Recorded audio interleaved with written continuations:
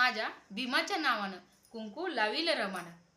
हे खूप दिवस झालं गाणं प्रसिद्ध झालेलं आहे. पण सांगायचं काय, मी काल एक व्हिडिओ पाहिला. त्या व्हिडिओमध्ये अशी कमेंट होती की तुम्ही बाबासाहेबांना मानता, मग हळदी कुंकू का लावता?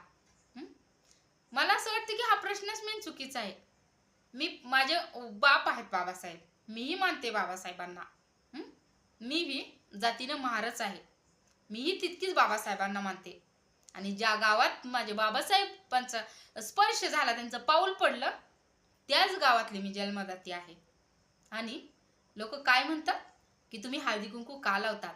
त्याचं उत्तर आहे का, मेन म्हणजे हळदी कुंकू हे स्त्रीचं स्त्रीधन आहे.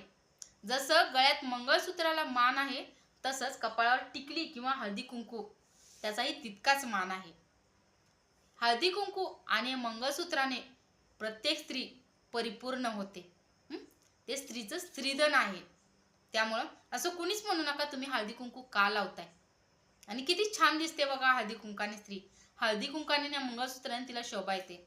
आणि मेन म्हणजे जर बाईच्या गळ्यात मंगळसूत्र आणि कपाळावर टिकली किंवा कुंकू असेल, तर एखाद्या माणसाचा बघण्याचा दृष्टिकोन सुद्धा बदलला जातो. तो असा विचार करतो की अरे, हिच्या गळ्यात मंगळसूत्र आहे, लग्न झालेलं आहे तिचं. आणि एखादी कुवारी का असू द्या, तिच्याकडे कसा बघा टक लावून बसतो तो व्यक्ती. त्यामुळं हळदी कुंकावर असं कोणी वाईट बोलू नका, एवढंच माझी विनंती आहे. जय भीम.